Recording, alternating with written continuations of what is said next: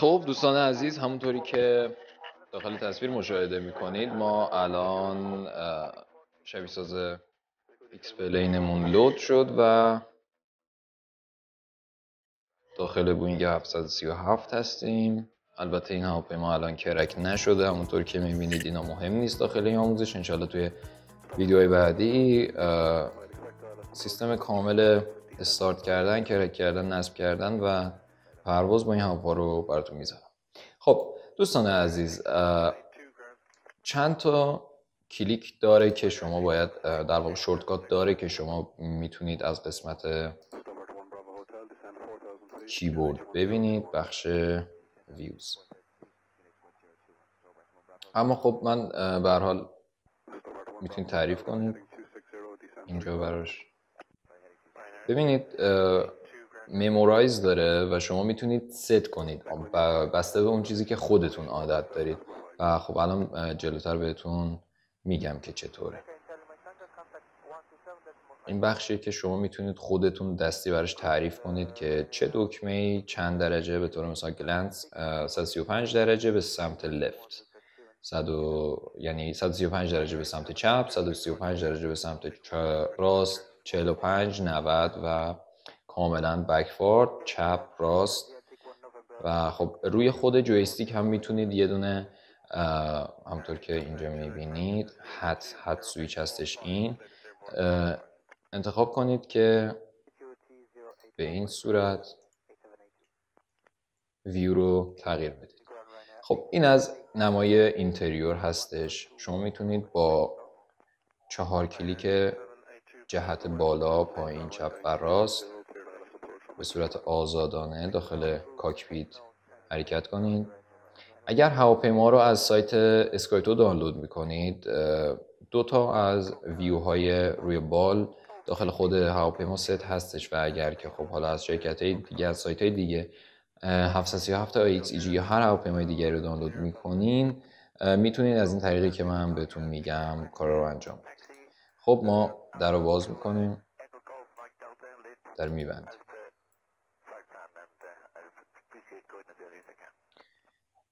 خب دوستان، شیفت و عدد 4 به نمای بیرونی هواپیما انتقال پیدا میکنه دوربین، و اگر شما کلید C رو فشار بدید دیگه دوربین حول محور خود هواپیما نمیچرخه و میتونید به صورت آزادانه ویوی برای این مبحث داشته باشید.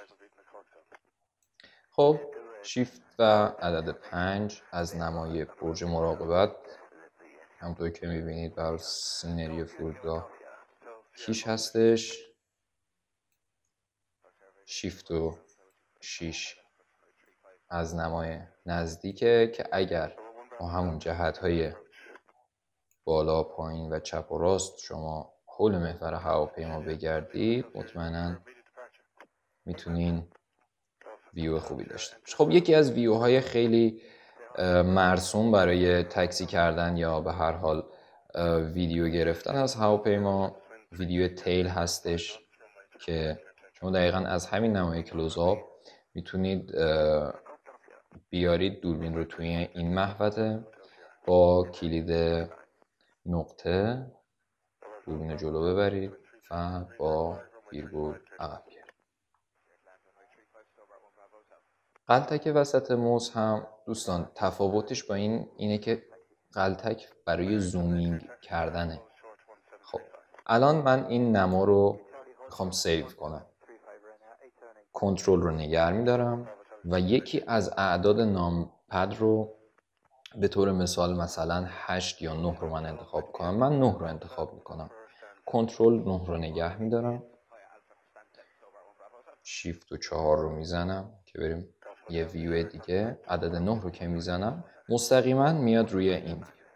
خب ما اگر داخل کاکپیت بریم میتونیم ویوهای مختلفی رو ست کنیم. به طور مثال 2 تا از رایج ترین ویوها، یکیش این هستش که جهت ویژوال لندینگ. در این حد شما میتونید برای ویژوال لندینگ هاتون استفاده کنید. و در واقع جهت اینکه بدونین چطور الاین کنین سنتر لاین رو با خود هواپیما، میتونید از این قسمت نشونه گیری کنید و وسط رانوی فرود بیایید. خب دوستان، میتونیم ویو رو تغییر بدیم به فرست آفیسر اگر که دوستانی که دوست دارن حالا به عنوان فرست آفیسر پرواز برن، یا از دوستان اکتیوی که نیاز به تمرین روی این ویو دارن. اما میتونم بهتون پیشنهاد بدم 3 تا از مهمترین ویو هایی که میتونید برای این هواپیما ثبت کنید. یکی ویو MCDU هستش، دومین ویو ویژوال لندینگ و سومین ویو در واقع میشه گفت ویو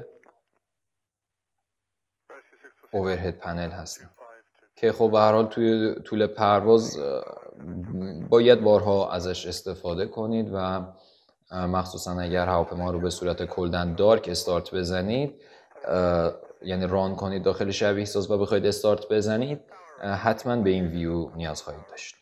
خب ما میایم خارج از کاکپیت، در رو باز میکنیم. در واقع دوستان همونطور که میبینید داخل این هواپیما جهت اینی که بهترین FPS رو به ما بده، یک سری صندلی ها و سیستم های داخلی هواپیما حذف شدن، اما هیچ چیزی از پرفورمنس هواپیما کاهش پیدا نکرده و همونطور که میبینید من دارم با جهت های جلو و عقب به سمت بال میرم. خب زوم میکنیم یه مقدار تا به هر حال از این حالت خارج بشه. دوستان شما میتونید از این حالت تا هر حالت دیگه‌ای که دوست داشتید داخل هواپیما به صورت آزادانه بگردید و ست کنید. اگر بخوایم این ویو رو ست کنیم، کنترل به طور مثال 4 رو من میزنم. اگر بخوایم این ویو رو ست کنیم، کنترل و 6 رو من میزنم. قابل توجهتون باشه که میتونید نگاه کردن به طرفین رو با کلیک Q و E انجام بدید.